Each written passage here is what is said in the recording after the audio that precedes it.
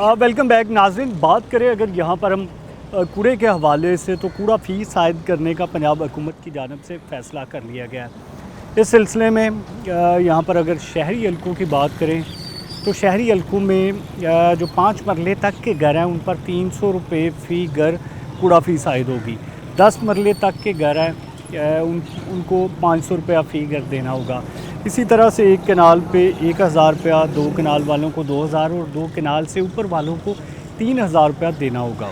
बात करें commercial property के हवाले से तो उनको 3 कैटेगरीज़ में, स्मॉल, मीडियम, लार्ज में रखा जाएगा। गांव देहात में अगर बात करें तो वो 200 रुपये से शुरू होगा और उसको मुख्तलिफ़ कैटेगरीज़ में रखते हुए 500, 1000, 3000 तक रखा जाएगा जो कमर्शियल होगी। तो ये प्लान किया गया हुकूमत का कि एक साल में 15 अरब रुपये तक कूड़े से इकट्ठा किया जाना है। आज इसका मकसद ये है कि यहाँ पर जो कंपनीज़ आउटसोर्स की गई हैं और उनके खर्चे बेइंतहा हैं। ADP के मुताबिक 100 अरब रुपये तक इस पे अखराजात हो सकते हैं। तो उसमें जो है वो कम अज़ कम और सिर्फ़ 15% लोगों से लेने का प्लान किया गया ताकि लोगों को इसकी आदत भी हो जाए।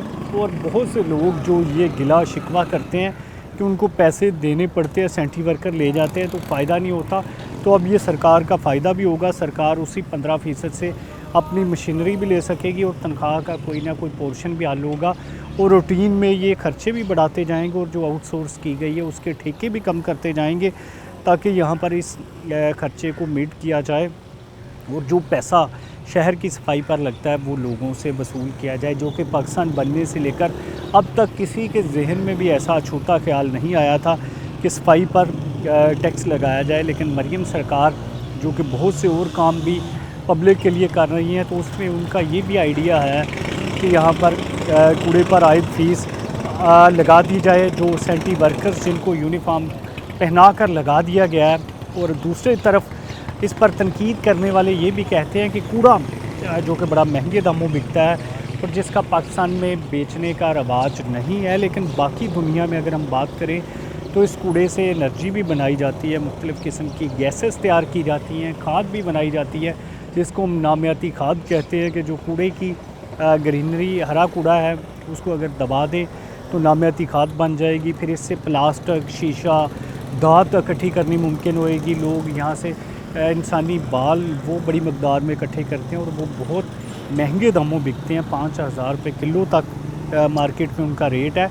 तो इस तरह से बहुत महंगे वाला कूड़ा जो लोगों के घरों से उठाया जाता है उसको सेग्रीगेट करके बेचने की बजाय हुकूमत की तरफ से ये प्लान किया गया है कि लोगों पर ही ये फ़ीस इम्पोज़ कर दी जाए। देही इलाकों को कम टैक्स में रखा जाए, शहरी इलाकों से ज़्यादा टैक्स लिया जाए।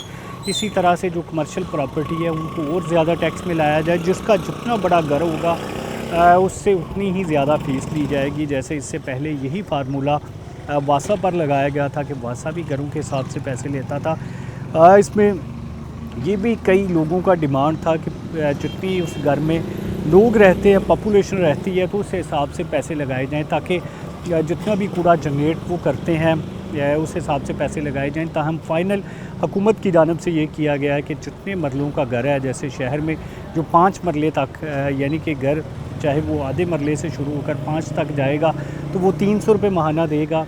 उससे जो बड़ा होगा 10 मरले तक का वो 500 रुपये माहाना देगा।